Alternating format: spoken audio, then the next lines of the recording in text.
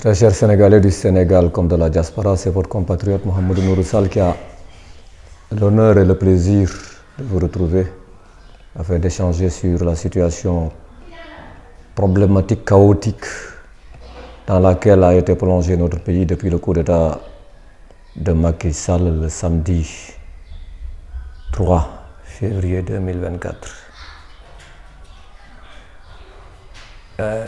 Hier, dans la vidéo que j'ai faite, j'avais lancé un appel aux leaders politiques pour qu'ils descendent dans la rue, puisque le peuple est déjà dans la rue, qu'ils descendent dans la rue, rejoindre le peuple. Parce que le bas peuple ne peut pas se battre, tandis que les leaders politiques qui prétendent présider aux destinées de notre pays demain se recroquevillent et s'enferment dans leur tour d'ivoire. Mais à la suite de cela, nous avons constaté qu'il y a eu une conférence de presse, mais une conférence de presse où on a eu des rebuts qui étaient présents, qui faisaient partie de la conférence de presse. Soyons sérieux, au Sénégal, nous n'allons pas nous sacrifier. Les Sénégalais ne vont pas se sacrifier, ne vont pas se battre pour tout le temps remettre le pouvoir à des gens qui vont répéter la même chose que ce que les Macky Sall et Abdoulaye Wade ont fait lorsqu'ils avaient le pouvoir. On a vu ce qu'Abdoulaye Wade a fait lorsqu'il avait le pouvoir. Il a transformé le pays là en sa propriété privée. Il a fait ce qu'il a voulu faire avec son monument de la Renaissance qui a coûté 35 milliards et dont il disait qu'il avait une partie qui lui revenait, des rentrées, des recettes qui lui reviendraient. Il avait vendu même le site, il allait vendre le site de l'hôpital principal, il avait vendu le garage, la gare routière de pompiers, etc. Il a vendu un stade et tout ça pour faire du n'importe quoi, des usurpations foncières. Comme c'est pas possible, ces gens-là, lorsqu'il était au pouvoir, il y avait des gens qui étaient avec lui comme les Habib-Sy. Les Habib-Sy ont été les collaborateurs de premier rang de Maître Abdoulaye Wade. On ne peut pas mener un combat avec des gens comme Habib-Sy pour défendre la nation sénégalaise. Parce que ces gens ont attaqué la nation sénégalaise lorsqu'ils avaient les moyens de défendre la nation sénégalaise, on ne les a pas entendus. Au contraire, ils étaient les collaborateurs de gens comme Abdoulaye Wade. Il en est de même de gens comme les Aly Ngouille Ndiaye qui étaient là. Il y a des gens qui les ont dénoncés en sortant un ouvrage, et même lorsqu'ils ont été invités à la télévision, qui ont parlé de leur corruption, la corruption dont ils ont fait preuve lorsqu'ils ont aidé Macky Sall dans le contrat avec Petrotim. Alors que Macky Sall avait trouvé qu'Abdoulaye Wade voulait faire ce contrat, ça a été bloqué par des gens qui au palais ont saboté le numéro du décret, je ne sais plus la nomenclature, ce qui a retardé ça et ce qui a fait que Macky Sall est venu sans qu'Abdoulaye Wade ne puisse réaliser le contrat avec Petrotim. Macky Sall a diligenté une enquête de la part de l'IGE qui a donné tous les éléments en disant que ce n'est pas possible de faire ça pour Petrotim. Malgré tout, Macky Sall l'a fait en collaboration avec Aly Ngouille Ndiaye. Mais quand on voit, forte a été notre surprise, lorsqu'on voit que les Aly Ngouille Ndiaye sont là pour tenter de défendre le Sénégal qu'ils ont combattu. C'est eux qui étaient là, qui avaient mis toutes les armes entre les mains de Macky Sall et qui viennent aujourd'hui prétendre qu'ils veulent lutter contre Macky Sall. Comment cela? Ces gens qui ont été les grands collaborateurs de Macky Sall. Même ce qui a facilité aussi le contrat qu'on a fait avec Total, là où on a un Total qui était 6e en termes de proposition. 6e. On a écarté tous les 5 premiers pour remettre le contrat à Total. Le contrat pétrolier et gazier à Total. C'était cette équipe qui était là. Aly Ngouille Ndiaye, c'est Habib-Sy. C'est aussi le gars qui était aux impôts et domaines et qui, je ne sais plus comment dire là, et qui voulait être candidat de la paire et qu'on a dégagé parce que Macky Sall avait choisi de choisir Amadou Ba à sa place. Mais écoutez, nous ne sommes pas ici, nous Sénégalais là, nous ne sommes pas décisifs pour nous battre. Pour que lorsque tout est retoqué, que ce sont ces gens-là qui étaient les plus grands collaborateurs du pouvoir de Macky Sall qui deviennent nos dirigeants. Qu'est-ce qu'ils vont changer à la destinée du pays? Rien du tout. Ils auront écarté le chef pour être à la place du chef. Et pour se comporter comme le chef s'était comporté. Nous ne l'accepterons pas.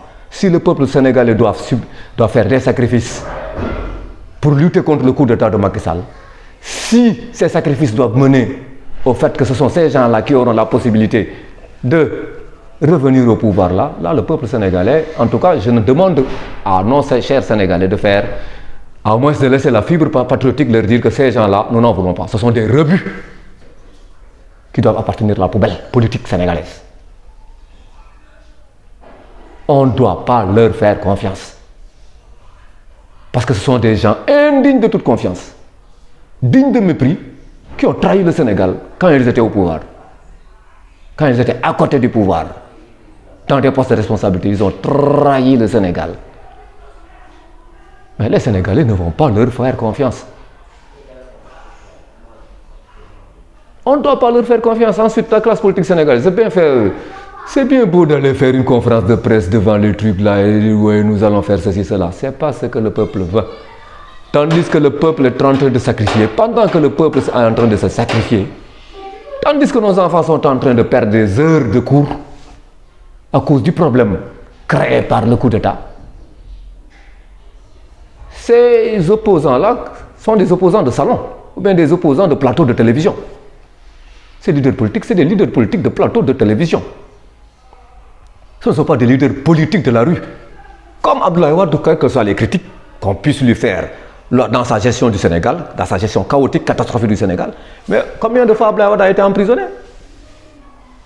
Parce qu'il s'opposait, il voulait un changement du code électoral.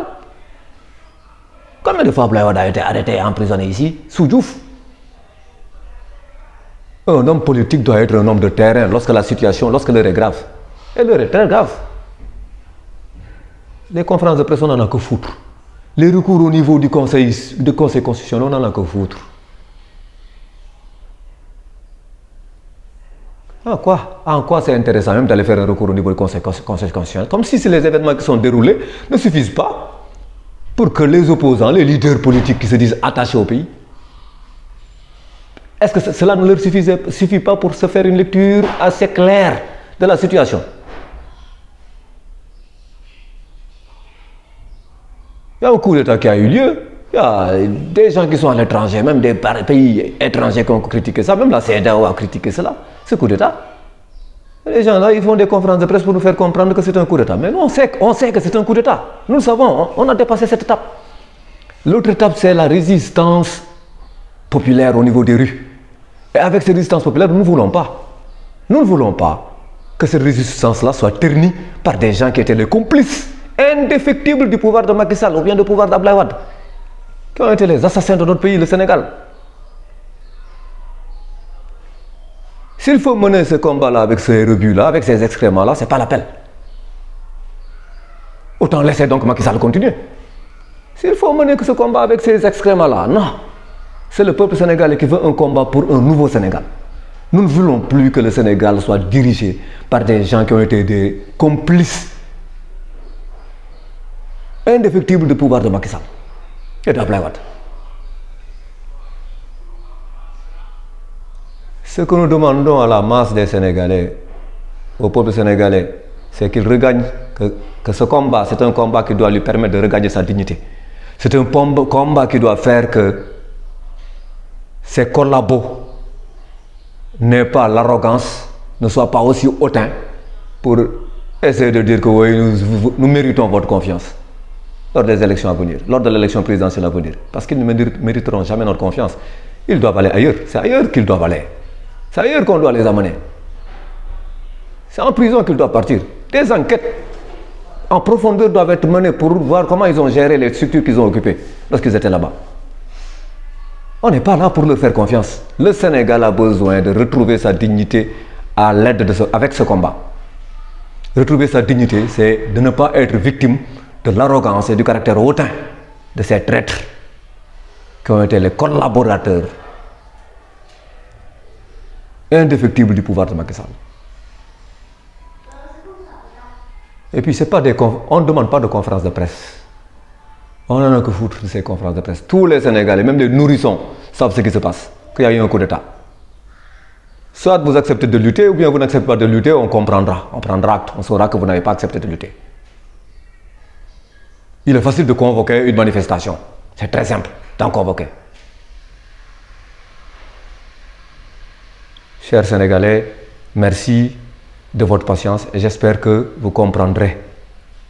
mes frustrations.